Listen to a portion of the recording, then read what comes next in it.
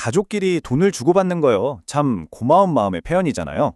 근데 이게 정말 자칫 잘못하면 수천만 원짜리 세금 폭탄으로 돌아올 수가 있습니다. 그래서 오늘은 이 선의의 도움이 도대체 왜 세금 문제가 되는 건지, 그리고 가장 중요한 거 어떻게 하면 이 폭탄을 피할 수 있는지 제가 아주 명확하게 짚어드리겠습니다. 실제로 세무조사를 받고 나서 정말 많은 분들이 이렇게 후회를 하세요.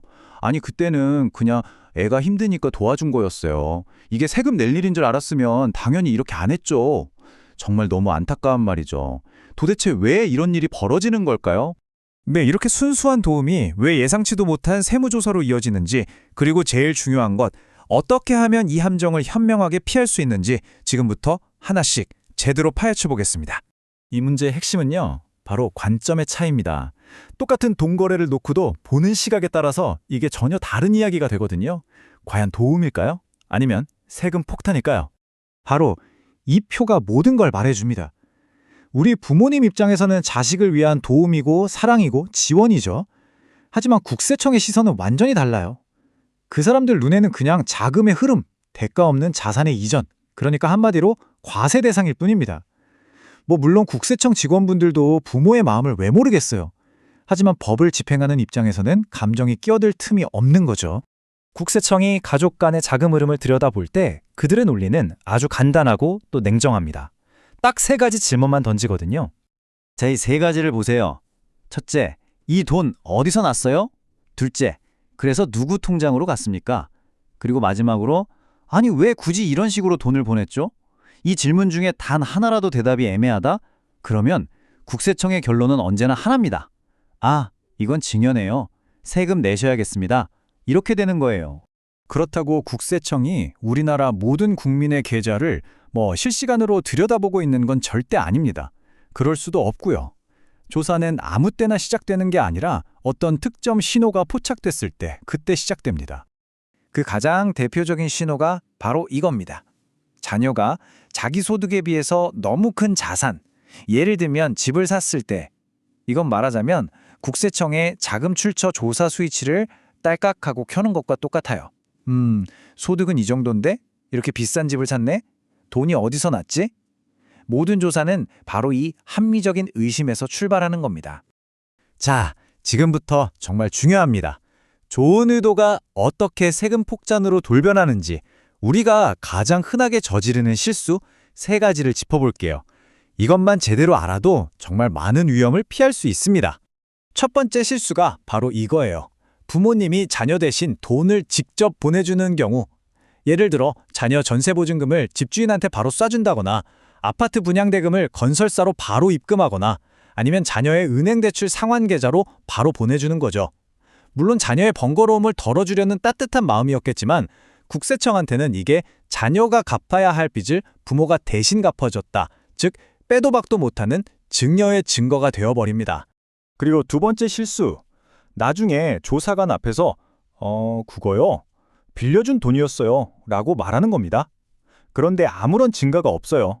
차용증도 없고 이자를 주고받은 기록도 없고, 이렇게 말로만 하는 주장은 아무런 힘이 없습니다. 특히 국세청은 이걸 제일 먼저 봐요. 바로 자녀가 그 돈을 갚을 능력이 있는가 하는 상환 능력이요. 상식적으로 한번 생각해 보세요. 소득이 하나도 없는 대학생 자녀가 부모한테 10억 원을 빌렸다고 주장한다? 연 이자만 해도 지금 법정 이자율로 4,600만 원인데 이걸 도대체 무슨 수로 갚겠어요? 이렇게 상식적으로 말이 안 되는 주장은 그 자리에서 바로 기각됩니다. 이 세 번째 실수는요, 정말 사소해서 더 치명적입니다. 바로 계좌 이체할 때 우리가 무심코 남기는 그 메모 한 줄, 이 몇 글자 때문에 나중에 모든 주장이 무너지는 경우가 정말 많습니다. 이 화면을 잘 봐주세요. 전세자금, 집값 보태줌, 지원금, 심지어 대놓고 증여라고 적는 분들도 계세요. 이런 단어들은 사실상 제가 증여했습니다라고 자백하는 거나 마찬가지입니다. 나중에 가서 아니요, 이건 빌려준 돈이었습니다 라고 아무리 주장해봤자 조사관이 여기 직접 지원금이라고 쓰셨는데요? 이렇게 되물으면 정말 할 말이 없어지는 거죠. 그리고 이런 문제들이 당장 안 걸렸다고 해서 안심하면 절대 안 됩니다. 이 증여 문제는요, 10년이라는 아주 긴 시간 동안 조용히 잠복해 있다가 전혀 예상치 못한 순간에 한꺼번에 빵 하고 터지는 시한폭탄 같아요.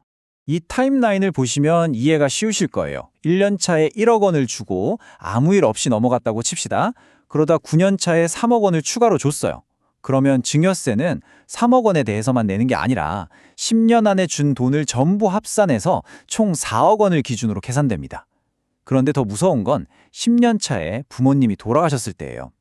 국세청은 지난 10년간의 모든 증여, 그러니까 6년 전에 자녀 집 사라고 보태준 돈까지 싹 다 찾아내서 상속재산에 합쳐버립니다. 그때가 되면 정말 피할 방법이 없는 거죠. 자, 그럼 이렇게 복잡한 문제를 도대체 어떻게 해결해야 할까요? 다행히도 법의 테두리 안에서 안전하게 자금을 지원하는 방법이 아주 명확하게 두 가지가 있습니다. 이제 해결책을 알아볼 시간입니다. 선택지는 명확합니다. 첫째, 그냥 증여로 깔끔하게 신고하고 세금을 내는 겁니다. 이때 10년 합산 규칙만 잘 기억하시면 되고요. 두 번째 방법은 차용, 즉 정식으로 돈을 빌려주는 거죠. 만약 이 방법을 택하신다면 차용증 작성은 기본 중에 기본이고 자녀가 갚을 능력이 된다는 걸 객관적으로 증명해야 합니다. 그리고 제일 중요한 거, 원금과 이자를 꼬박꼬박 갚은 기록을 반드시 남겨야 합니다. 만약에 차용을 선택하셨다면 이 세 가지는 선택이 아니라 필수입니다. 첫째, 정식 차용 계약서.